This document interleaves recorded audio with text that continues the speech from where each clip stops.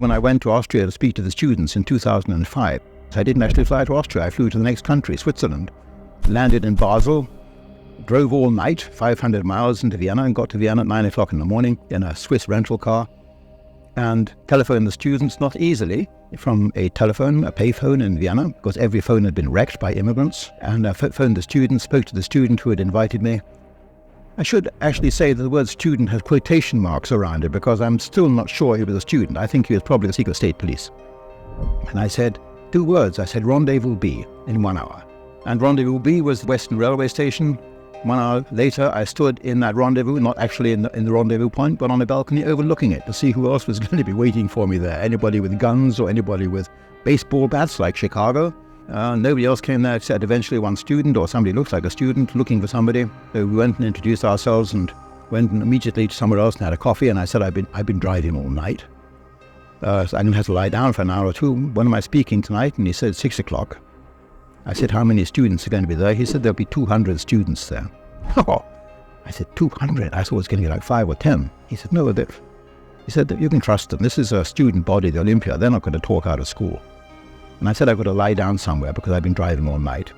And he took his cell phone, what the Germans call a handy. And he phoned somebody and said, Irving will be there at 1 o'clock this afternoon already, not just at 6 o'clock, because he's been driving all night. So he put the phone down. He said, that's okay, Mr. Irving.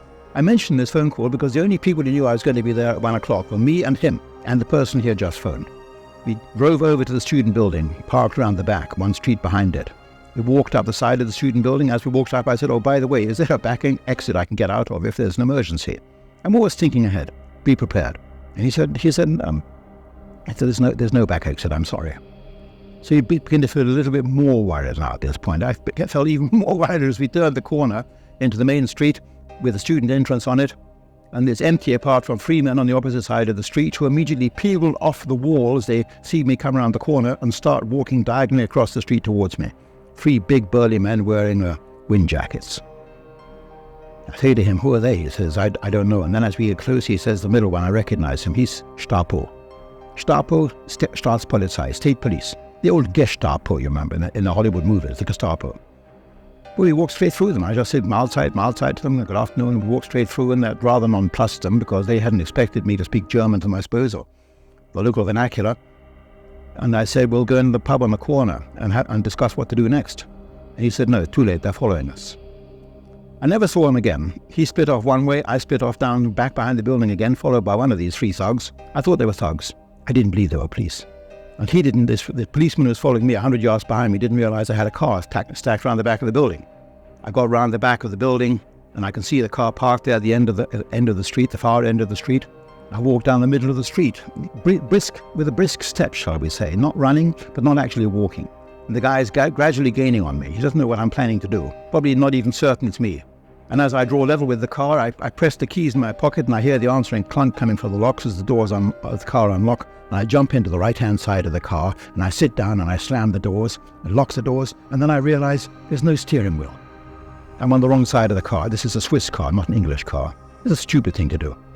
I managed to get out of the car in time and jump into the driver's seat and lock the doors again. The guy hasn't quite caught up with me.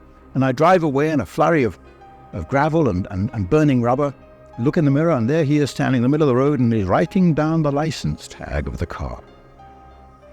I mean, in retrospect, it's all rather funny. At the time, it was rather frightening. I went and parked the car. I phoned the student on his handy. I said, are we going to go ahead tonight somewhere else or not? And he said, no, tonight is off. So I said, good, that's all I wanted to hear. I'm out of here then. And years later, of course, you think, hello, that's funny. He's been picked up by the police and he's gone off with them in custody. Yet they let him keep his cell phone and take phone calls on it. What's going on here? He never visited me in prison. I never saw him again. I never heard a word from him. He answered no letters. My lawyers wrote to him. He didn't answer them. I'm pretty certain he was a government agent. I'd been ambushed.